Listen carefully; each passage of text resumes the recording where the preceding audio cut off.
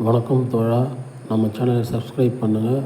இது புஷ்பா 2 விமர்சனம் கிடையாது, அதை பற்றியான நம்ம ஒரு பார்வை. வணக்கம், நன்றி. 70 வருஷம் மக்களுக்காக உழைச்ச காமராஜர் வாழ்க்கை வரலாற கூட கிங் மேக்கர்னு 2.30 மணி நேர ஒரே படமா தான் எடுத்தானுக. அதுவும் டாக்குமெண்ட்ரி மாதிரி பெருசா மக்களுக்கு கூட போய் சேரல. இன்னும் பல தேச தலைவர்களோட வரலாற கூட ஒரே படமா எடுத்தாங்க. அவ்வளவு பெரிய மகாபாரதத்தையே ஒரே படமா எடுக்கலாம்னு யோசிச்சுட்டு இருக்கானுக. ஆனா ஒரே ஒரு செம்மர கடத்தல் காரன் புஷ்பாவ வச்சு 2 பார்ட் எடுத்து அதுவும் 4 மணி நேரம் ஓடுதாம். சரி, அதோட விடுவானுகன்னு பார்த்தா 3வது பார்ட்டு ஆரம்பிச்சிட்டாங்களாம். புஷ்பா த ராம்பகன்னு பெயரு வச்சு 3வது பார்ட்டு அடுத்த மாசம் தொடங்குதாம். மக்களுக்கு இதனால என்ன சொல்ல வரானுக? ஏற்கனவே தங்கத்த திருடுற ராக்கி பாய்னு 2 பார்ட் எடுத்தானுக. சரி, அது கூட அவன நம்புன மக்களுக்காக அவன் ஏதோ செஞ்சான்னு விட்டுறலாம். இப்ப செம்மரத்த கடத்துற புஷ்பாவ மக்கள் கிட்ட கொண்டு போய் என்ன பண்ண போறாங்க? இதெல்லாம் தப்பான உதாரணங்களா ஆகிறாதா? உழைச்சா முன்னேற முடியாது, திருடுனா சொகுசா வாழலாம்னு அடுத்த தலைமுறை நினைக்க மாட்டாங்களா? 1,00,000 பேரு படத்த பார்த்து அதுல 2 பேருக்கு அப்படி தோணுனாலும் சமூக சீர்கேடு தான. தனி ஒருவன் அரவிந்த் சாமி கேரக்டர ஹீரோ ரேஞ்சுக்கு கொண்டு வந்துடாங்கன்னு அந்த பட டைரக்டர் ரொம்ப வருத்தப்பட்டாப்ல.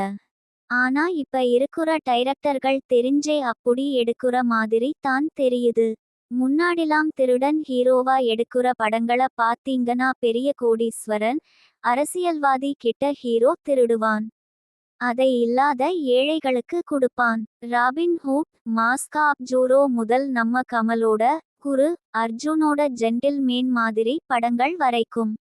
ஜென்டில் மேன்ல கூட ஒரு சீன்ல முருகன் கோவில்ல 6 கோடி கை மாறுறதா சொல்லி போலீஸ்லாம் ஊசாரா பாதுகாப்பு குடுப்பாங்க.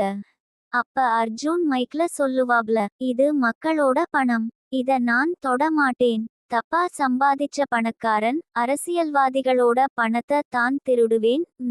அதே மாதிரி திருடியும் இல்லாத ஏழை மக்களுக்கு கல்வி குடுக்குறதா காட்டிருப்பாங்க.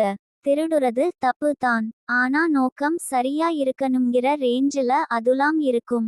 அத்தனை கோடி திருடியும் அதுல இருந்து 10 பைசா எடுக்காம அப்பளம் வித்து பிழைக்கிறதா தான் அந்த கிச்சா கேரக்டர காட்டிருப்பாங்க. ஆனா இன்னைக்கு திருடுறான், கொள்ளை அடிக்கிறான், உடனே சொந்த பங்களா ரோல்ஸ் லாய்ஸ் கார்ல வரான். இத பாக்கும் போது மக்களுக்கு என்ன தோணும்?